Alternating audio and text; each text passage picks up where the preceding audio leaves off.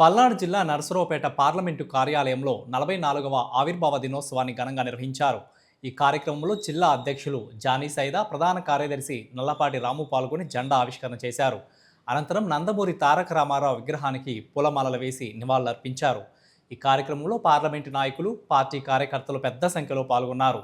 Chandrababu live స్ట్రీమింగ్ని పలువురు నేతలతో కలిసి ఎమ్మెల్యే అరవింద్ బాబు వీక్షించారు. వితంతువులకు 30 రూపాయల పింఛను సామాజిక సంస్కరణ చేపట్టారు ఎన్టీఆర్.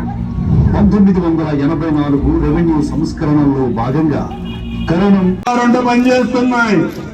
ఈ నెలలోనే ఇంకొక 70 అన్న క్యాంటీన్లు పెట్టి ఎవ్వరు కూడా ఆకలితో బాధపడకుండా అన్నం పెట్టే పార్టీ తెలుగుదేశం పార్టీ ప్రోత్సహించడానికి ముందుకు పోతున్నాం. స్త్రీ శక్తి, మా ఆడబిడ్డ శక్తి. 1982 నుంచి ఇప్పటి వరకు అనేక మంది జెండాలు మోసి కార్యకర్తలు ఎంతో పటిష్టంగా ఈ పార్టీని నిలుపుకుంటూ వచ్చారు. ఈ పార్టీకి ఎప్పుడు కొత్త కార్యకర్తలు వచ్చి జెండా మోసే ఇది ఉంది.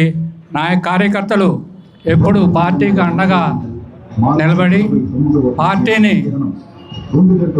నిలబెడుతూనే ఉంటారు.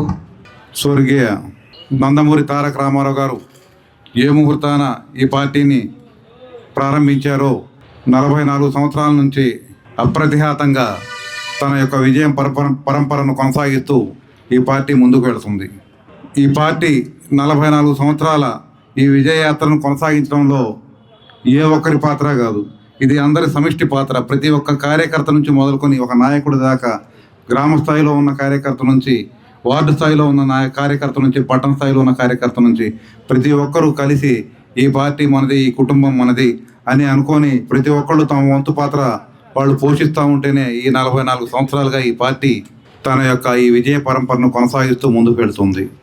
ఆ రోజు నందమూరి తారక రామారావు కావచ్చు, తర్వాత మన నారా చంద్రబాబు నాయుడు గారు కావచ్చు, తర్వాత రాబోయే భవిష్యత్ తరానికి మన నారా లోకేష్ గారు కావచ్చు, వీరి ముగ్గురు ఆధ్వర్యంలో ఈ పార్టీ ముందుకు నడుస్తుంది మనందరి సహకారంతో.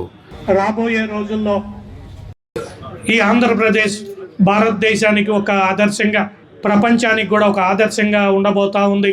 కాబట్టి రాష్ట్రంలో ఉన్నటువంటి ప్రజలందరూ కూడా ఈ కూటమి ప్రభుత్వంలో జరుగుతున్నటువంటి మంచినన్నిటినీ గమనించి 29 ఎలక్షన్లో మళ్ళా కూటమి ప్రభుత్వాన్ని మళ్ళా అధికారంలోకి తీసుకొచ్చే విధంగా అందరూ కూడా కృషి చేయాలని, ఆ రకంగా కూటమి ప్రభుత్వాన్ని ప్రజలంతా కూడా దీవిస్తారని చెప్పి ఆశిస్తూ ఈ అవకాశం ఇచ్చినటువంటి మన కుటుంబ సభ్యులందరికీ కూడా మరొకసారి ధన్యవాదాలు. తెలుగుదేశం పార్టీ ఆవిర్భవించి 44 సంవత్సరాలు గడిచింది. 44 సంవత్సరాల క్రితం తెలుగువాడి ఆత్మగౌరవం పేరుతో అన్న ఎన్టీ రామారావు గారు తెలుగుదేశం పార్టీని స్థాపించి ఆ రోజు కూడు, గుడ్డ, తిండి ఇవన్నీ కూడా మేము ఇస్తాము అనే నినాదంతో ముందుకెళ్ళి ఆ రోజు 9 నెలల కాలంలోనే తెలుగుదేశం పార్టీ అధికారంలోకి తీసుకుని వచ్చిన అన్న ఎన్టీ రామారావు గారికి హృదయపూర్వక ధన్యవాదాలు. ఆయనకి మనస్ఫూర్తిగా జోహార్లు అర్పిస్తున్నాము.